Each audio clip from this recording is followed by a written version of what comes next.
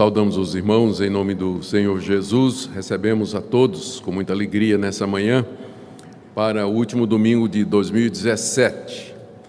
Graças a Deus pelo ano que se finda, pelas bênçãos sem conta recebidas, pelas provas, tribulações, vitórias e graças a Deus também pela esperança e expectativa de um novo ano cheio de bênçãos, que Ele continue a nos abençoar e nos guiar.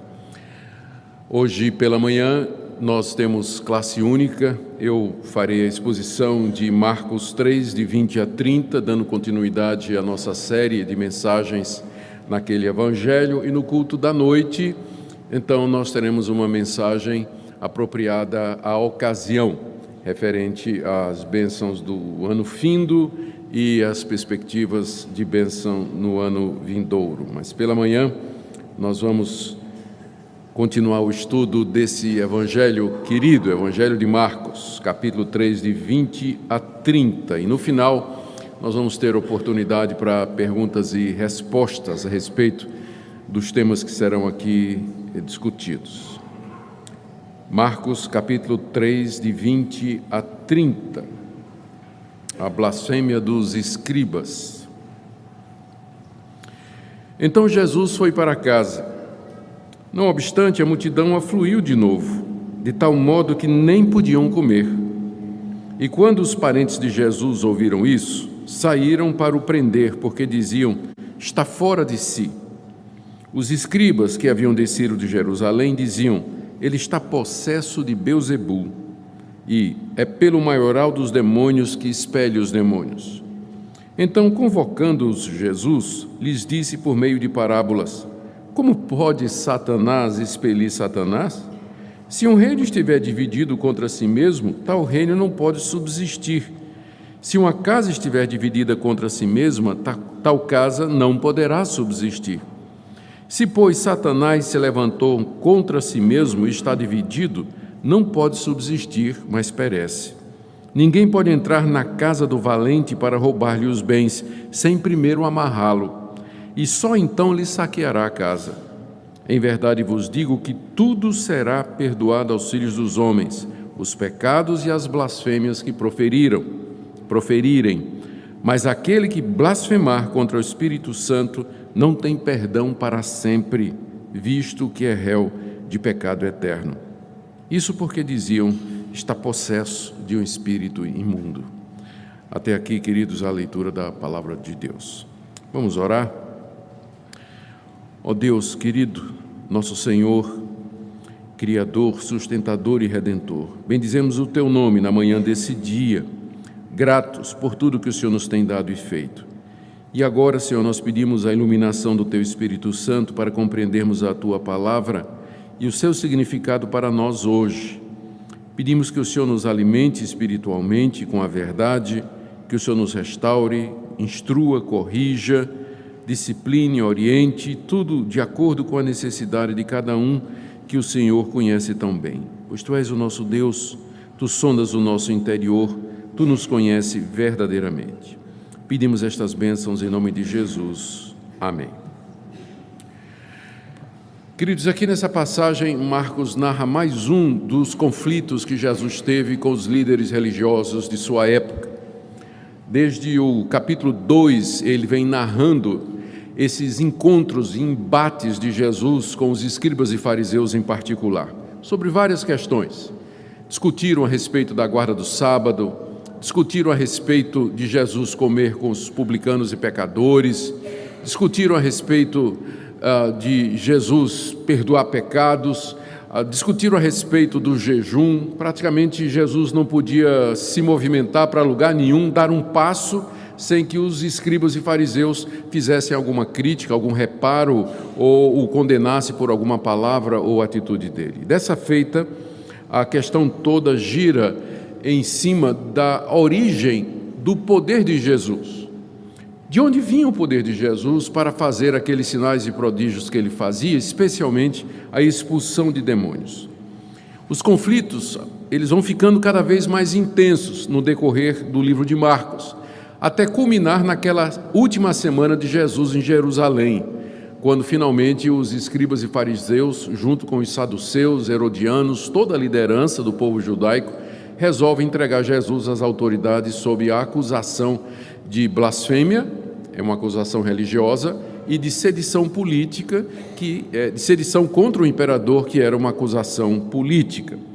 E então Jesus é julgado, é condenado, crucificado, morto e sepultado. O alvo de Marcos, registrando todos esses conflitos e essa luta de Jesus com a liderança judaica, é mostrar que a morte dele foi injusta do ponto de vista humano, ou seja, que as acusações que foram levadas contra Jesus diante de Pôncio Pilatos, elas não tinham qualquer fundamento. Jesus é mostrado nesses conflitos sempre dando uma resposta bíblica, sempre dando uma resposta embasada no Antigo Testamento, expondo que o que havia na verdade era inveja da parte da liderança e um descontentamento porque Jesus arrebanhava o povo e Jesus ensinava a verdade.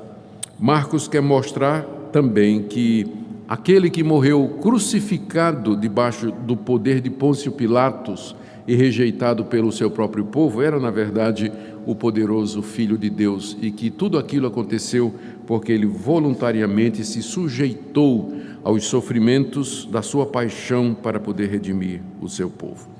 O que nós temos então diante de nós é um desses conflitos, que vão escalando, que gira, como eu disse, em torno da autoridade de Jesus, a fonte do seu poder para ele fazer os sinais e prodígios que ele fez. Marcos nos diz que o conflito aconteceu numa casa em Cafarnaum.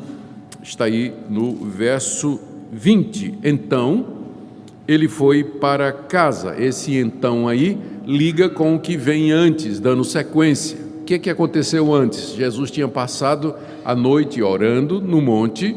Quando ele desceu, ele chamou os seus discípulos e de entre eles escolheu 12, a quem deu o nome de apóstolos, e lhes deu uma missão.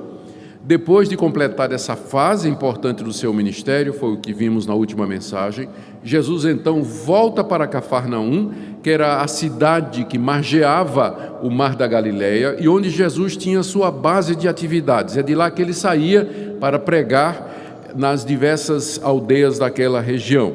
Quando ele entra em casa, nós lemos aí que, não obstante ele ter entrado em casa com o objetivo expresso de descansar, não obstante, ou seja, apesar disso, apesar de ser uma casa, apesar de ele estar voltando de mais um daqueles circuitos de pregação, a multidão afluiu de novo porque toda vez que Jesus chegava em Cafarnaum, era assim, o pessoal chegava, vinha, muita gente, e eles traziam os doentes, traziam os endemoniados, e não eram poucos. E eles queriam ouvir a palavra de Deus, de forma que a casa era pequena para caber tanta gente. Tinha gente do lado de dentro, gente do lado de fora. Marcos diz aqui, no final do verso 20, que era tanta gente que Jesus não podia nem comer, nem ele, nem os seus discípulos tinham tempo para parar e fazer um lanche, ou dar uma descansada, dar um break, sair para o almoço, não tinha. Era muita gente para ser curada, muita gente doente, muita gente endemoniada, muita gente querendo ouvir a palavra de Deus. O trabalho era intenso e Jesus se dedicou e se entregou inteiramente às demandas da multidão. Mateus, inclusive, no texto paralelo, conta um milagre que Jesus realizou e que deixou a todos impressionados. No meio daquele povo doente, trouxeram uma pessoa que era muda e era cega, mas estava possuída por um espírito imundo. Jesus repreendeu o espírito que saiu daquele homem, e aquele homem então voltou a ver e a falar como antes, deixando as multidões espantadas com o poder que Jesus demonstrava diante dos espíritos imundos. E Marcos, então, o relato dos evangelhos registram 3 reações. Houve 3 reações naquele dia. Os estudiosos chamam esse dia que começa aqui, vai continuar, não é? Até o final do capítulo 4, o dia ocupado. Foi o dia mais ocupado de Jesus nos evangelhos, foi esse dia que começa com exatamente isso aqui. 3 reações diante da atitude de Jesus, ou do poder que ele demonstrava diante dos necessitados. Primeiro, a atitude da multidão. Embora Marcos não registre, mas Mateus diz que a multidão estava maravilhada, vendo aqueles sinais e prodígios, os coxos, os aleijados, os cegos, os mudos, todos sendo curados e restabelecidos, as pessoas sendo libertas dos demônios, a ponto da multidão se começar a se perguntar: será que ele não é o filho de Davi? Será que ele não é aquele de quem os profetas falaram? De quem Deus prometeu a Davi que viria um descendente que se assentaria no seu trono e que dominaria sobre Israel e sobre todo o mundo? As multidões começaram a questionar, ou de repente a perguntar: será que esse não é o Messias que nós esperamos? E aquele burburinho começou a correr no meio da multidão: é ele, será que é ele? Então a multidão estava maravilhada. Em contraste, os parentes de Jesus não estavam nem um pouquinho impressionados.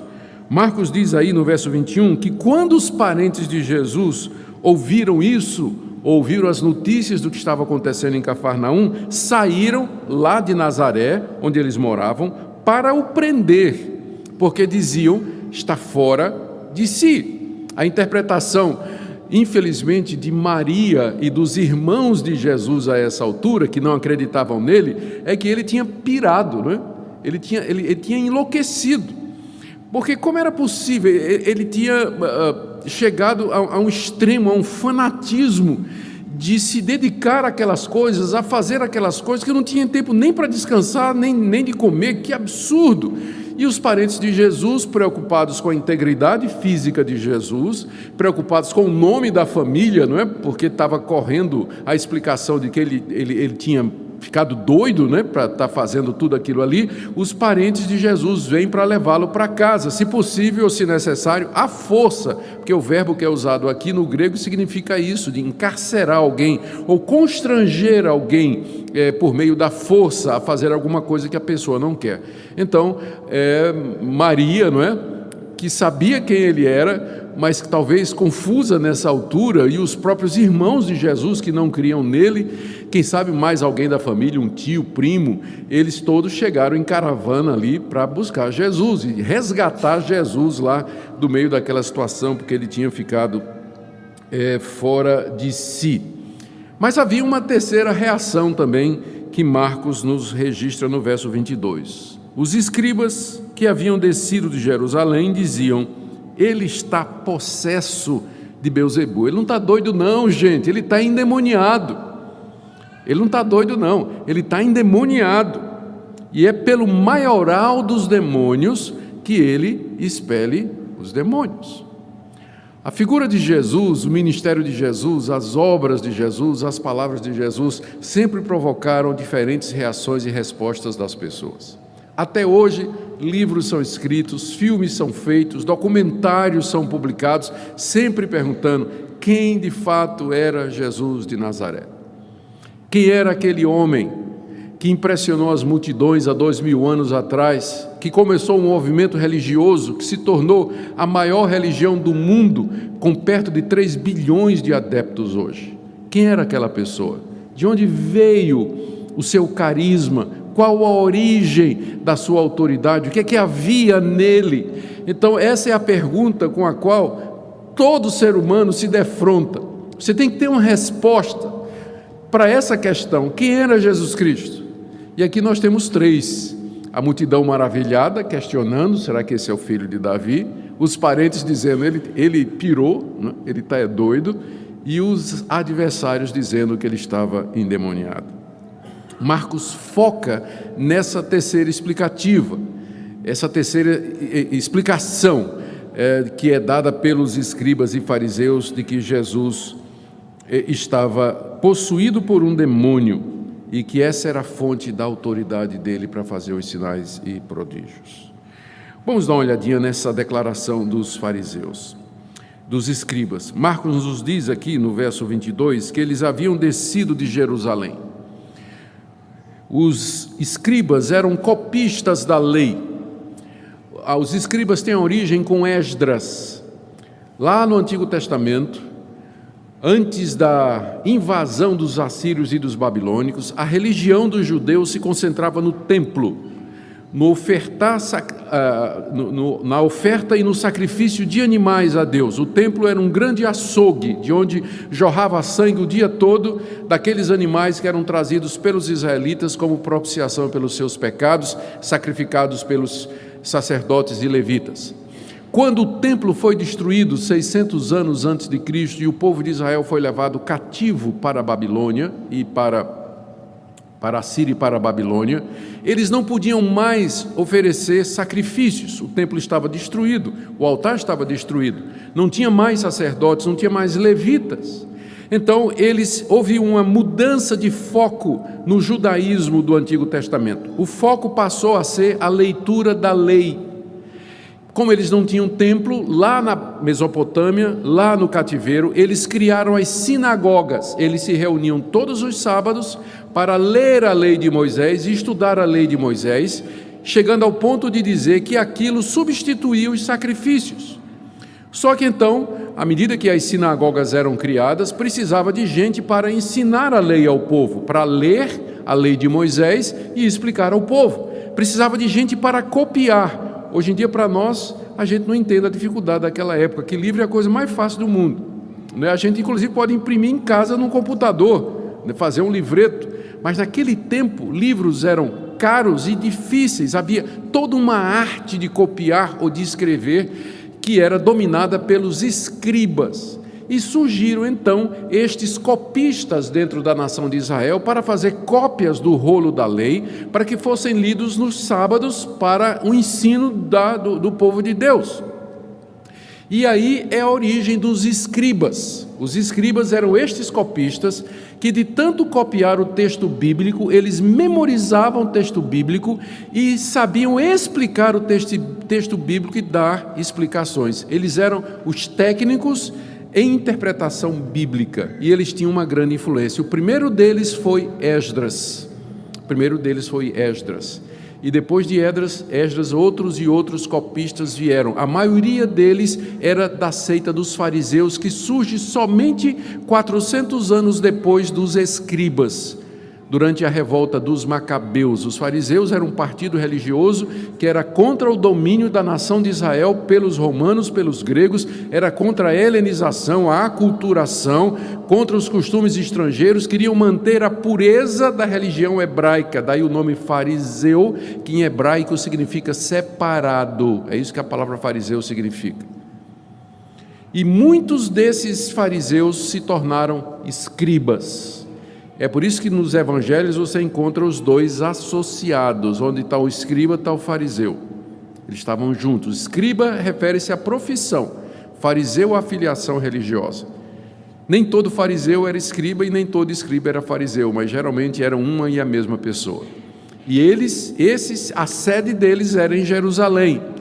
E quando Jesus começa a pregar e a atrair as multidões e se torna um fenômeno religioso, eles então vão lá na região da Galiléia, que fica ao norte de Jerusalém, para saber o que é que estava acontecendo. Quem é esse homem?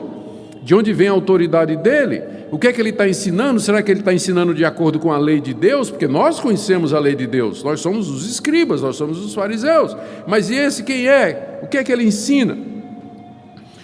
E eles então acompanharam o ministério de Jesus desde o começo. Eles viram todos os sinais e prodígios que Jesus realizou na região da Galiléia. Eles viram Jesus curar cegos, surdos, mudos, coxos, paralíticos, lunáticos. Eles viram Jesus expelir demônios de incontáveis pessoas. Eles ouviram o ensino de Jesus, mas ao mesmo tempo eles estavam perplexos porque Jesus dizia e fazia coisas que não batia com a interpretação deles da lei. Jesus começou a se tornar um enigma para eles, porque, por um lado, todos aqueles milagres e coisas extraordinárias, mas, por outro, Jesus dizia que perdoava pecados, e os escribas e fariseus deram um pulo dessa altura, né? Mas peraí, quem petar, tudo bem, você pode fazer todos esses sinais e prodígios, mas perdoar pecados, só quem perdoa é Deus. Você está dizendo que você é Deus, quando você perdoa pecados? Quando Jesus andava com os publicanos e pecadores, com aquele povo mais excluído, que não seguia aquela interpretação mais literalista que os fariseus e escribas impunham ao povo, eles questionavam Jesus: por que você está andando com esse povo? Você não é um homem de Deus? Você não faz estas coisas extraordinárias? Por que você está andando com essa gentalha, esse pessoal que não observa a lei, que publicanos, cobradores de impostos, prostitutas? Por que você anda com esse pessoal? E o pior, Jesus quebrava o sábado, Jesus curava a gente no sábado, Jesus quebrava espigas e comia no sábado, o que os deixava profundamente irritados. Jesus não seguia a tradição dos anciãos, Jesus não lavava as mãos antes de comer por motivo religioso, Jesus não jejuava 3 vezes por semana, como os fariseus diziam que era para jejuar nele e seus discípulos. Então aqui você tem um problema, um homem que claramente quebrava a lei de Deus, mas que tinha poder para curar gente doente e expelir demônios. De onde vem o poder desse homem? Quem é esse homem? Eles tinham 3 alternativas para explicar Jesus. A primeira, ele é de Deus. Segunda, ele é um charlatão. Terceira, o poder dele vem do diabo. Só tinha 3 alternativas. A primeira, eles não podiam dizer que Jesus era de Deus, porque se eles admitissem que Jesus era de Deus, eles estavam admitindo que aquilo que Jesus fazia, como curar no sábado, ou perdoar pecados, tudo aquilo era verdadeiro, e eles não estavam dispostos a admitir isso. Eles não podiam aceitar que alguém que não andava pela tradição deles fosse alguém que viesse de Deus. Para ser de Deus, tinha que guardar a lei de Moisés direitinho, segundo a tradição dos anciãos, e Jesus não fazia isso. Então, primeira hipótese, Jesus é de Deus, está fora. Esse homem não pode ser de Deus, pois ele quebra o sábado. Não pode ser de Deus porque ele não jejua 3 vezes por semana. Ele não pode ser de Deus porque ele anda com pecadores e publicanos. Não pode ser de Deus. É eliminada a primeira hipótese. Segunda hipótese, ele é um charlatão. Isso aí não dá para dizer, pois os milagres de Jesus eram inquestionáveis. Jesus curava, não era assim, gente desconhecida, mas era o aleijadinho conhecido da cidade toda, que todo mundo sabia, gente que tinha nascido cega, que frequentava a sinagoga, que ia para o mercadinho, gente que era lunático, que a família sofria com ele, que os vizinhos todos conheciam. Era esse tipo de gente que Jesus curava. Era inquestionável o poder de Jesus para curar. As suas doenças eram testemunhadas por todos. Era impossível acusar Jesus de charlatanice. Então restava a opção C. O poder dele veio então do diabo. E essa foi a explicação que os escribas e fariseus adotaram, de que Jesus estava possuído por um demônio e que era pelo poder desse demônio que ele fazia aquelas coisas extraordinárias e que expelia os demônios inferiores, porque ele estava possuído do maioral dos demônios, o mais importante de todos eles. Essa foi a explicação. E o verbo que Marcos usa no verso 22, os escribas que haviam descido de Jerusalém diziam, está num tempo grego que significa uma ação continuada. Eles não disseram uma vez, eles estavam dizendo o tempo todo. Eles começaram a espalhar essa explicação por entre a multidão. Peraí, gente, vocês estão pensando que esse é o filho de Davi? Ou estão dizendo que ele é louco? Não, tem uma outra explicação. Vocês já pensaram na possibilidade de que ele está enganando vocês e que ele está possuído por um demônio? E que essas coisas que ele está fazendo é pelo poder das trevas, que ele é um bruxo, que ele é um feiticeiro? Essa foi a versão que os fariseus começaram a dizer. Belzebu era o nome de um deus pagão adorado pelos filisteus e cujo templo estava na cidade de Ecrom. Ele é mencionado no livro dos Reis, primeiro livro dos Reis, no Antigo Testamento. O nome Belzebu significa Senhor dos Palácios, era uma das muitas divindades que os pagãos adoravam. E essa divindade em especial, Belzebu, tinha o seu templo na cidade de Ecrom, que era uma das 5 principais cidades dos filisteus. Os israelitas zombavam desse Deus, fazendo uma pequena modificação fonética no nome, de forma que em vez de Belzebu, eles diziam um nome parecido que significava o Deus das moscas. Em vez de ser o Deus dos palácios, os israelitas zombavam chamando ele de o Deus das moscas. Era isso que Beelzebu significava. E os escribas usaram exatamente essa entidade, o nome desse demônio, desse Deus pagão, para se referir a Satanás, dizendo que era Satanás, Beelzebu, porque os judeus sabiam que por trás dos deuses pagãos estava a atuação de demônios, por trás daquelas divindades que eram adoradas pelos povos cananitas estavam os espíritos imundos enganando as pessoas com falsas religiões e cegando as pessoas para a verdade. E particularmente esse deus Beelzebu, ele era muito popular entre os filisteus. E então era como se os escribas dissessem que esse espírito maligno, poderoso, que era conhecido por Beelzebu entre os filisteus, havia entrado em Jesus, e que era, na verdade, Satanás, o maioral, o chefe, o príncipe dos demônios, o líder da rebelião contra Deus, um anjo caído, o mais poderoso de todos, e que exercia poder e autoridade sobre toda a raça humana caída, e que era capaz de possuir pessoas, oprimi-las, tentá-las e destruir suas vidas, suas mentes, seu coração, sua integridade física. Era essa a entidade que estava por detrás da popularidade, do poder e das ações que Jesus Cristo estava fazendo. Segundo os escribas, Beelzebu havia entrado em Jesus e tomado posse de Jesus. Havia dominado Jesus e estava agindo através dele para expulsar os demônios inferiores e, consequentemente, realizar sinais e curas que eram mentirosas e que eram feitos pelo poder do mal. Isso, então, segundo os escribas, explica, ao mesmo tempo, como é que ele podia fazer todas aquelas coisas extraordinárias e quebrar a lei de Deus. Por quê? Porque era um demônio, na verdade, que estava por detrás de Jesus. Conclusão: as multidões deveriam rejeitar o ensino de Jesus, parar de dizer que ele era o filho de Davi, deviam condená-lo por bruxaria, feitiçaria e ocultismo, que era proibido pela lei de Moisés e cuja penalidade era a morte. Jesus era um feiticeiro envolvido com poderes tenebrosos, dominado por uma entidade maligna. Era isso que estava acontecendo. Essa foi a interpretação dos escribas e fariseus para a resposta dos escribas e fariseus para a pergunta: de onde vem o poder de Jesus? A resposta de Jesus está aí dos versos 23 a 30. Marcos nos diz no verso 23 que ele convocou os escribas e fariseus, chamou os escribas e fariseus. Mateus nos diz que Jesus conheceu, sabia o pensamento deles. Então, ali no meio, na casa, Jesus para o que está fazendo, não é? E chama os escribas e fala: vocês aí, vocês que estão aí atrás, escribas e fariseus, eu sei o que é que vocês estão pensando, vem cá, eu quero dar resposta para o que vocês estão dizendo. Imagina o silêncio lá, né? E Jesus, então, passa a dar a sua resposta.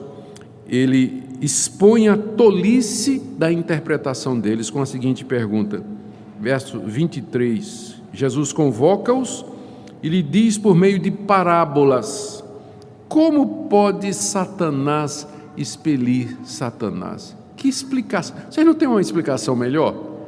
Como é que o diabo está expelindo o diabo? Como é que Satanás está expulsando Satanás? Vocês podiam ser mais criativos, né? Ou ser mais... Será que o diabo é tão burro assim, que ele mesmo está se destruindo? Vocês ouçam o que vocês estão dizendo, prestem atenção na resposta, no que é que vocês estão dizendo. Vocês estão ouvindo o que é que vocês estão dizendo? A bobagem que vocês estão dizendo? Que Satanás está destruindo a si mesmo. Jesus usa duas parábolas para explicar a tolice daquela interpretação. Parábola é uma história, ou uma narrativa, ou um dito figurado, ou criado, ou mesmo da realidade, que tem como objetivo ilustrar algum ponto. Jesus era mestre no uso de parábolas, ele costumava usar muitas delas, e aqui ele usa duas, para explicar a tolice daquela interpretação. A primeira tem a ver com o reino e uma casa divididos, e a segunda tem a ver com um homem valente que guarda os bens da sua casa.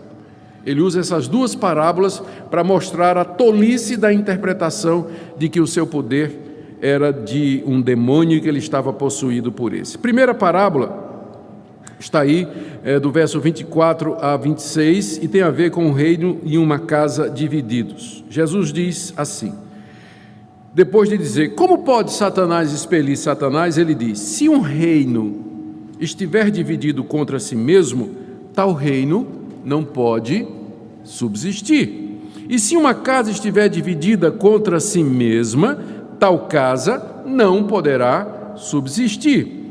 Um reino ou um país dividido em grupos que lutam entre si numa guerra civil, ele vai acabar se destruindo. Só quem perde é ele. Quando as facções começam a lutar entre si, o poder é dividido, rachado, perdido, e entra o caos e a anarquia. Aquele reino deixa de existir. A mesma coisa uma casa ou uma família. Se os membros de uma família, os membros de uma casa começarem a lutar entre si, aquela família vai se esfacelar. Ela não vai ser mais uma família, ela vai ser destruída. Conclusão de Jesus aí no verso 26. Se, pois, Satanás se levantou contra si mesmo e está dividido, ele não pode subsistir, mas ele perece. Ou seja, se Satanás está em guerra contra si mesmo, se ele está se opondo a si mesmo, se ele está dividido em grupos, se ele usa o seu poder para expulsar outros demônios, o seu reino vai terminar, assim como aquele reino dividido e assim como aquela casa dividida. Que explicação tola essa de vocês! Todo mundo percebe a lógica do argumento de Jesus. O reino dividido será destruído, uma casa dividida, ela não subsiste. Da mesma forma, se eu estou possuído por um demônio, por Beelzebu, e estou expelindo outros demônios de outras pessoas, então eu estou contra mim mesmo, não é? Eu estou aliado ao diabo para uma guerra civil, onde ninguém sai ganhando, muito menos o diabo, ele vai sair perdendo, porque ele está destruindo o seu próprio reino. E Satanás, com certeza, não é tão estúpido assim. A segunda parábola que Jesus conta é de um homem valente amarrado. E essa parábola, ela tem recebido uma atenção e um destaque em nossos dias por conta do movimento de batalha espiritual e daquela famosa frase, está amarrado, né? Então a origem é esse versículo aqui. Mas quando lido no contexto, nós vamos perceber o que é que realmente significa amarrar Satanás. Em vez da gente sair por aí gritando palavra de ordem contra o diabo, né? Está amarrado, vamos entender o que é que a palavra de Deus nos diz. Essa é a segunda parábola que Jesus conta para ilustrar a tolice, ou para expor a tolice dos escribas e fariseus com aquela explicação a respeito da origem do seu poder.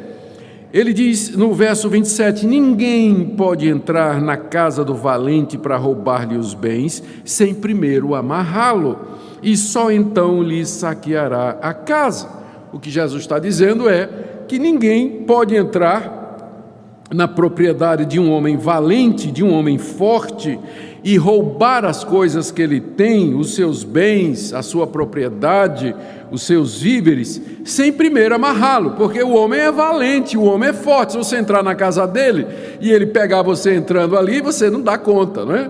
Ele vai dominar você e vai impedir que você saqueie a casa dele. Ou seja, para você roubar a casa de um valentão, você primeiro tem que amarrar o valentão.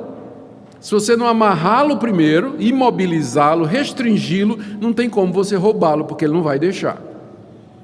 Isso é óbvio, isso aí é uma parábola baseada no conhecimento geral, todo mundo sabia disso, ninguém ia se meter para roubar a casa de Mike Tyson, né, sem primeiro, de alguma forma... Mike Tyson é da minha época, não era de vocês, por isso ninguém riu, tudo bem. Somente depois de você amarrar o valentão é que você pode, então, roubar a casa dele. O significado da parábola é claro, não é? É muito claro. Quem é o homem forte, o valentão? Satanás. Quem são os bens da casa dele? São as pessoas que estão debaixo do seu poder. Quem é aquele mais forte do que ele, que o amarra para poder saqueá-lo? É Jesus Cristo. E o que é que significa saquear a casa de Satanás? Significa exatamente libertar as pessoas do poder e do domínio de Satanás, como Jesus está fazendo. O que ele está dizendo é o seguinte: eu não estou aliado a Satanás, ao contrário, eu sou contra ele e, na verdade, eu já o amarrei. A prova disso é que eu estou libertando pessoas dos demônios, estou expelindo os demônios. Eu só posso expelir os demônios das pessoas porque eu já amarrei o chefe deles, eu já venci o chefe deles. Por isso que ele não pode impedir que eu cure doentes, que eu expila os demônios, que eu liberte os cativos e salve os oprimidos. Por quê? Porque eu já amarrei o homem valente. Por isso, quando você lê aquele adesivo que o pessoal gosta de botar atrás dos carros, né? Está amarrado. Então sabe que aquilo é verdade. Boa teologia. Está amarrado há 2000 anos atrás. E não foi você que amarrou. Não foi você que amarrou. Mas o Senhor Jesus Cristo, e a prova de que ele amarrou o homem valente, era exatamente o fato de que ele estava saqueando a casa dele, libertando as pessoas que estavam possessas, dominadas por um espírito imundo. Para fazer isso, Jesus teve que restringi-lo, só assim ele podia libertar os oprimidos. Em outras palavras, longe de estar possuído por Beelzebu e cooperando com o Deus das moscas, Jesus o havia amarrado, limitado, restringido e estava saqueando o seu reino. Essa que era a verdade. Jesus não estava fazendo isso pelo poder de um espírito imundo, mas ele estava fazendo isso pelo Espírito de Deus. Esse ponto é destacado no relato de Mateus. Mateus diz que nesse diálogo, Jesus Cristo disse: se eu estou expelindo os demônios pelo dedo de Deus, pelo Espírito Santo, significa que o reino de Deus chegou até vocês.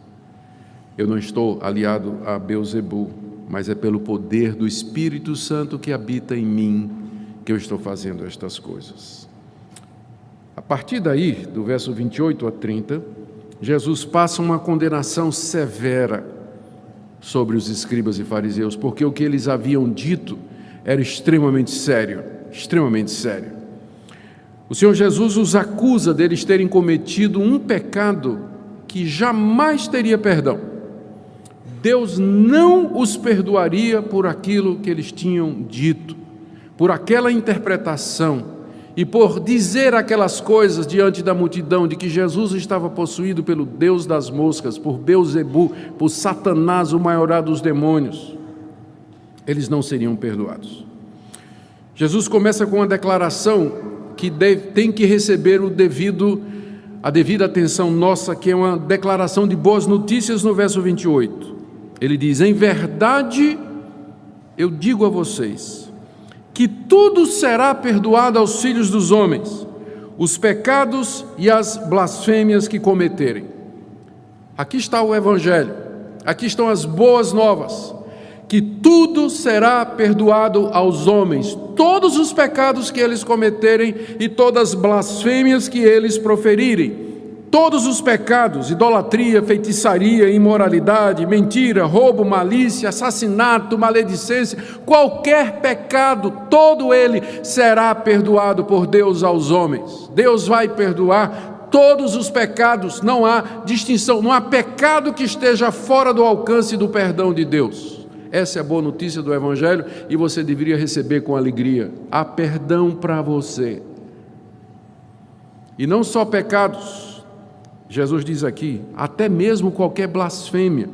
Blasfemar significa falar mal de alguém. É isso que a palavra significa no original. Falar mal, insultar, ofender alguém.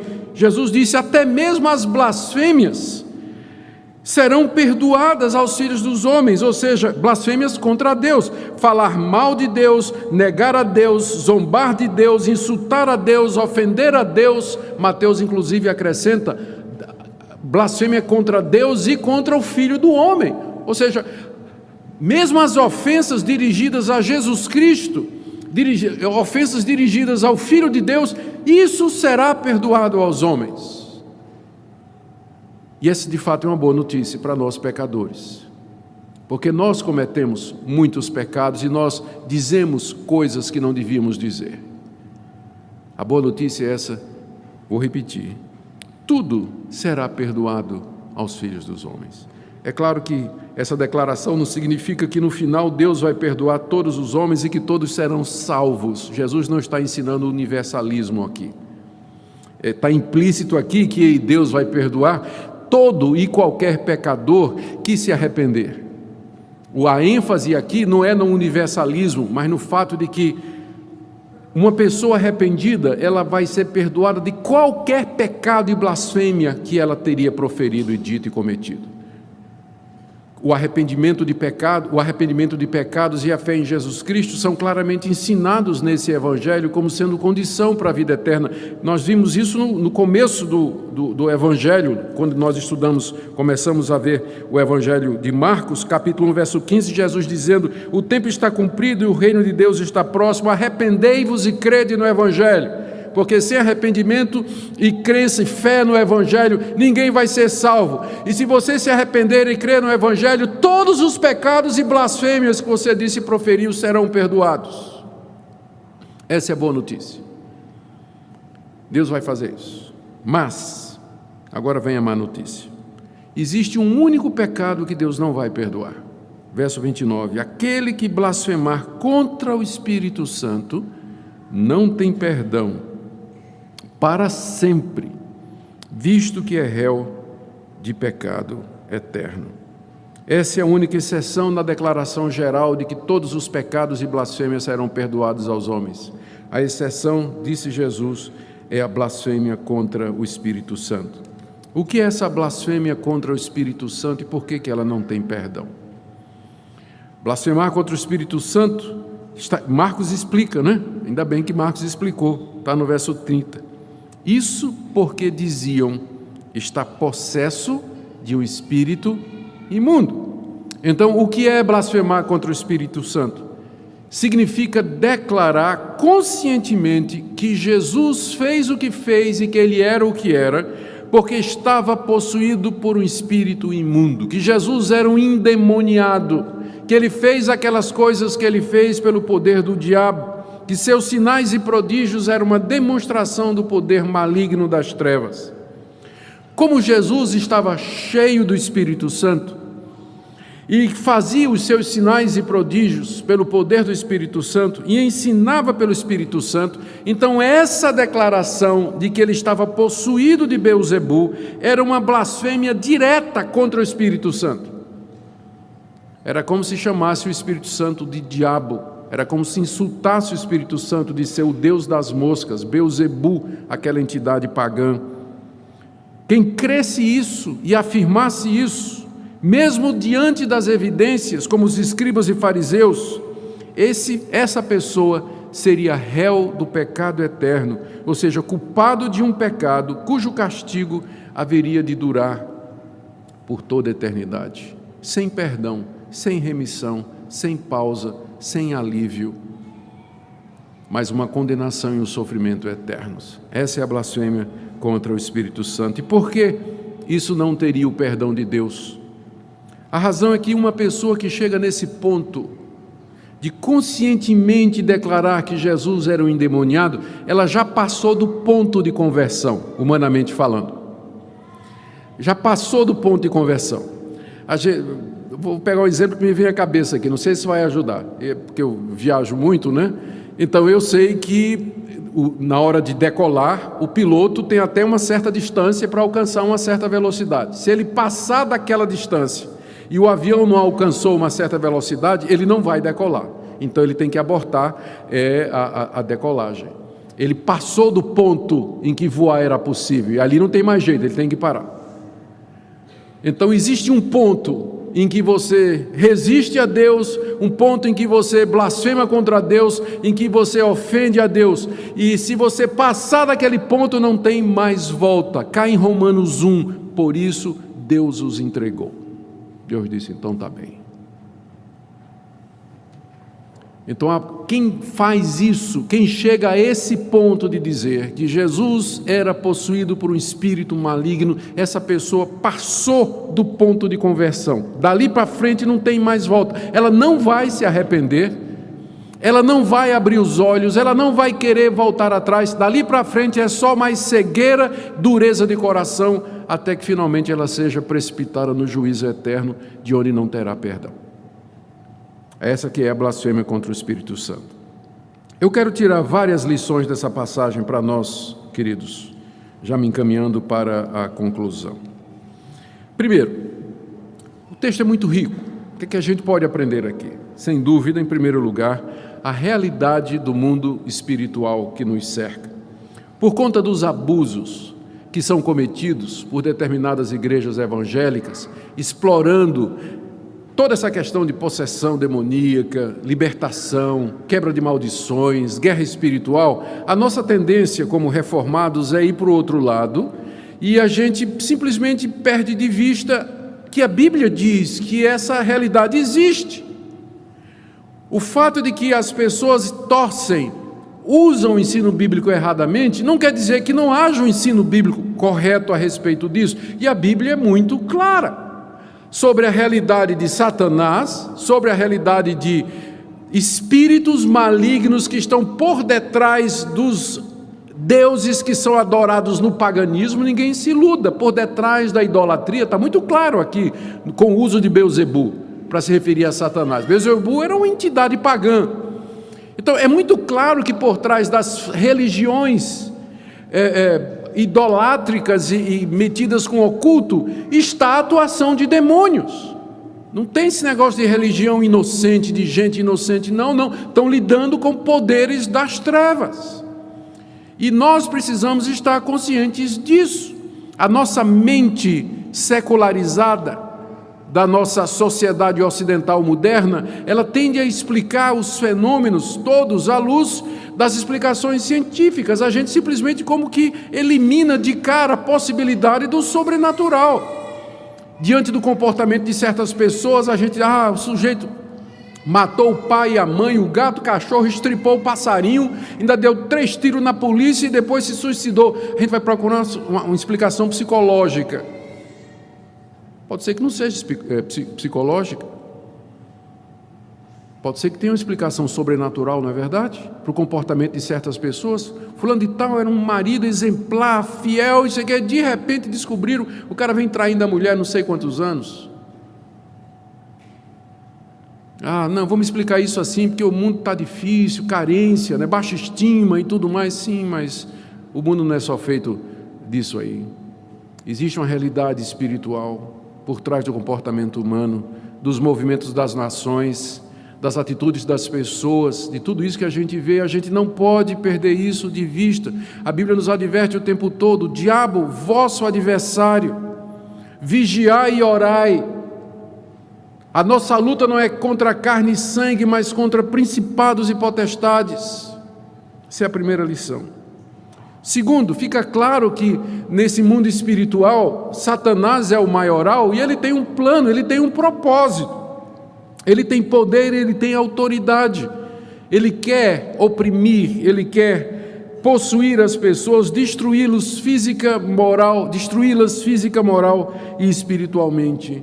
Estamos lidando com poderes além da nossa capacidade de entender. Eles estão ao nosso redor, são poderes invisíveis. É assim que Paulo se refere, que Satanás como sendo o príncipe dos poderes aéreos. Aéreo aí significa invisível, que nos cercam. E Satanás tem esse reino organizado aqui nesse mundo.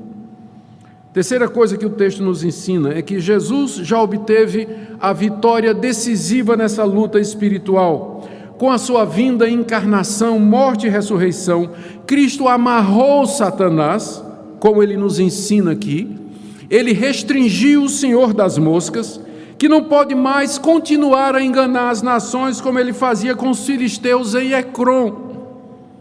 O que significa amarrar Satanás? Não significa imobilizá-lo a ponto de que ele não faça mais nada, mas significa restringir, limitar o seu poder aqui nesse mundo. Ele, como Satanás, como Beelzebu, ele iludiu os filisteus durante séculos. Séculos ele aparecia como sendo o Deus dos palácios, o Deus supremo a ser adorado lá na região da Filístia. Mas agora ele não vai poder fazer mais isso. Por quê? Porque o evangelho vai para os filisteus. O evangelho vai ser pregado a todas as nações, que vão saber a verdade, que só tem um Deus e um mediador entre Deus e os homens, só tem uma forma de receber perdão. É nesse sentido que Beelzebu foi amarrado. Ele não vai poder mais continuar a iludir as nações, como ele vinha fazendo há centenas e milhares de anos, porque agora a luz do evangelho haveria de brilhar. O Messias veio e a sua luz inundaria toda a terra, como de fato aconteceu. Então, nesse sentido, Satanás está amarrado. Não significa que ele ainda não possa tentar as pessoas, não possa oprimir as pessoas e possuir pessoas. Significa que ele não vai triunfar no final, que a sua derrota já foi decretada, que o Senhor Jesus já o venceu definitivamente. A cabeça da serpente foi esmagada. O golpe foi fatal.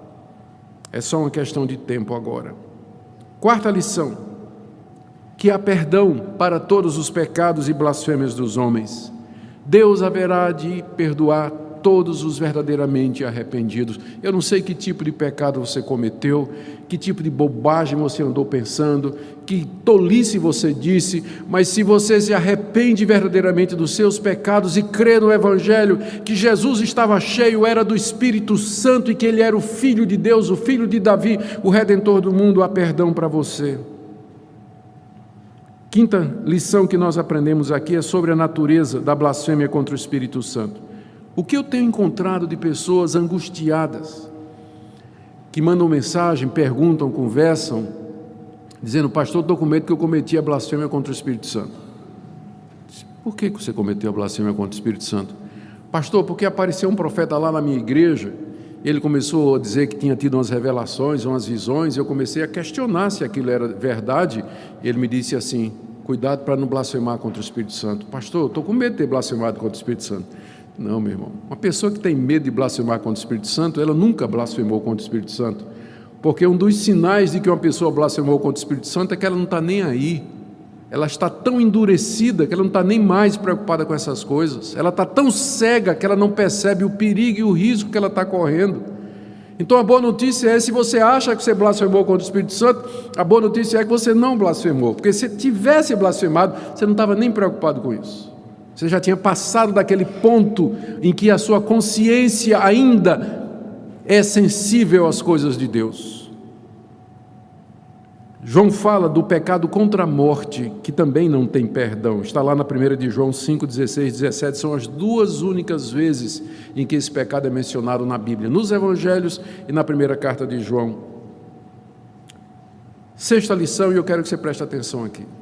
Uma das coisas que me impressionou quando eu estudava esse texto é como a religiosidade pode cegar as pessoas para não ver a verdade.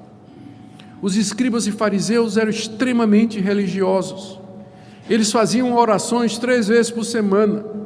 Eles frequentavam o templo, ofereciam sacrifícios, observavam meticulosamente a lei de Moisés. Contudo, eles eram cegos. E essa cegueira foi aumentando à medida que eles começaram a acompanhar Jesus, ver os milagres de Jesus, o ensino de Jesus, e eles começaram a racionalizar. Como é que isso que esse homem está dizendo se encaixa na minha religião? Ou como é que isso que ele está fazendo se encaixa naquilo que eu acredito? E quando não encaixava, a solução foi dizer que ele estava endemoniado, fechar o coração contra ele e finalmente procurar uma forma de matá-lo. A religiosidade cega as pessoas, endurece as pessoas para não ver a verdade.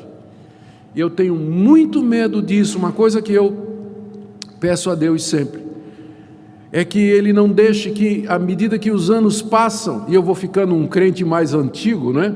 Mais rodado, e um pastor mais rodado, à medida que eu lido com a Bíblia, com teologia, com questões exegéticas, questões de interpretação, que isso não vire uma religião, ou atos religiosos, e que eu perca o sentido do cristianismo, que é uma relação pessoal com Jesus Cristo e com Deus, comunhão com Deus, algo vivo, significativo, que mexe comigo, que me renova todo dia.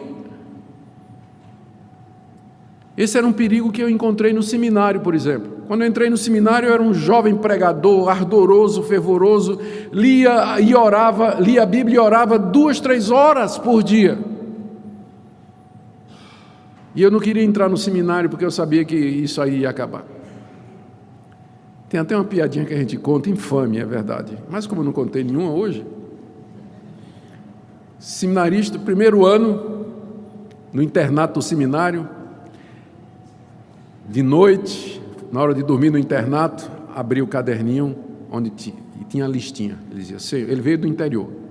Ele orava, Senhor, abençoa Dona Maria, que está com problema de erisipela. Senhor, cura ou resolve seu João, que perdeu, a raposa entrou no galinheiro, matou as galinhas dele, tudo. Né? Senhor, abençoa Zé, tal, uma lista de 30 pessoas da congregação dele, no primeiro ano de seminário. No segundo ano, de noite, antes de dormir, ele abre o caderninho e diz, Senhor, eu vou ler aqui o nome das pessoas, o Senhor conhece todo mundo, né? Então, João, Maria, né, Zefa, o Senhor sabe. No terceiro ano, simplesmente, ele já tinha pregado a lista na parede, se deita e diz, Senhor, ó, e vai dormir.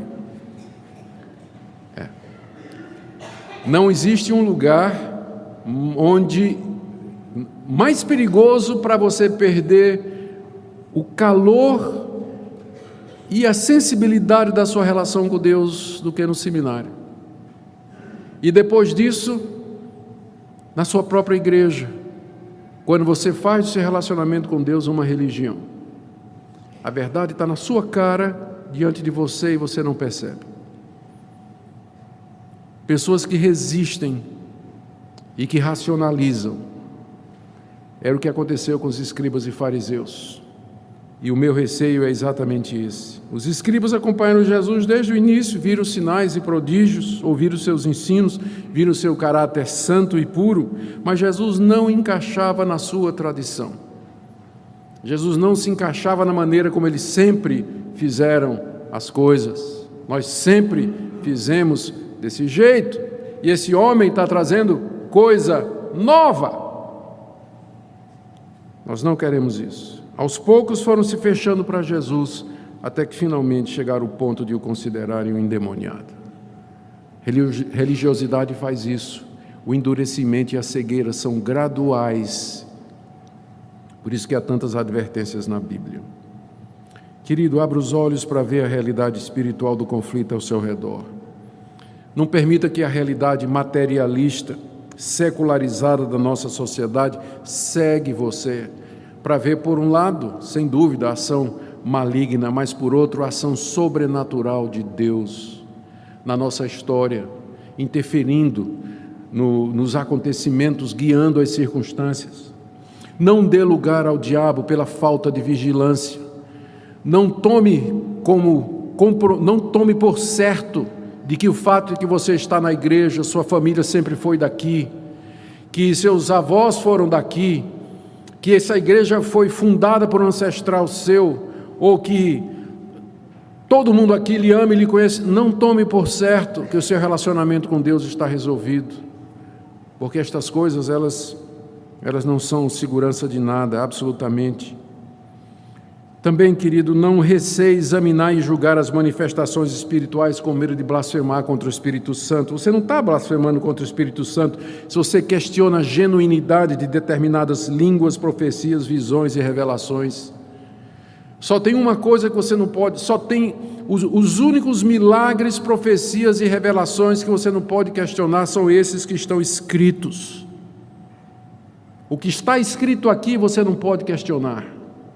Mas se alguém chegar para você e disser de uma manifestação espiritual, você não somente tem o direito, você tem o dever de testar os espíritos se procedem de Deus.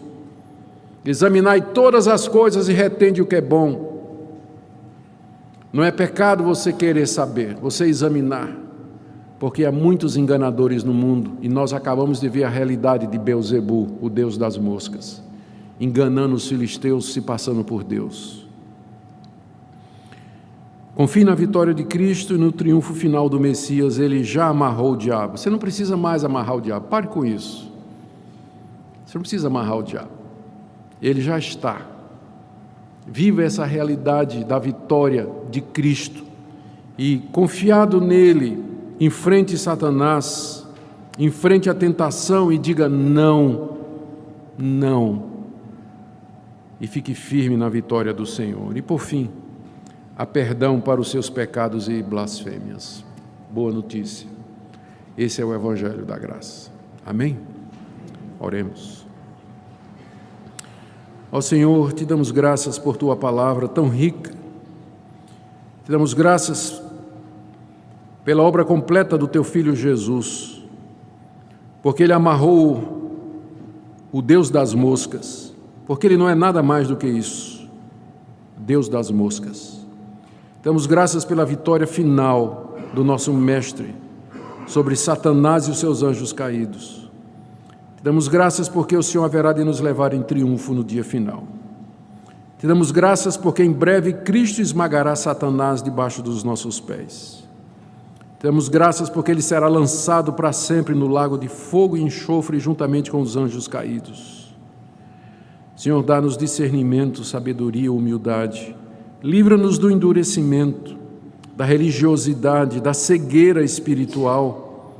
Dá-nos quebrantamento, humildade, para nos curvar diante de Ti. Ouve a nossa oração em nome de Jesus. Amém.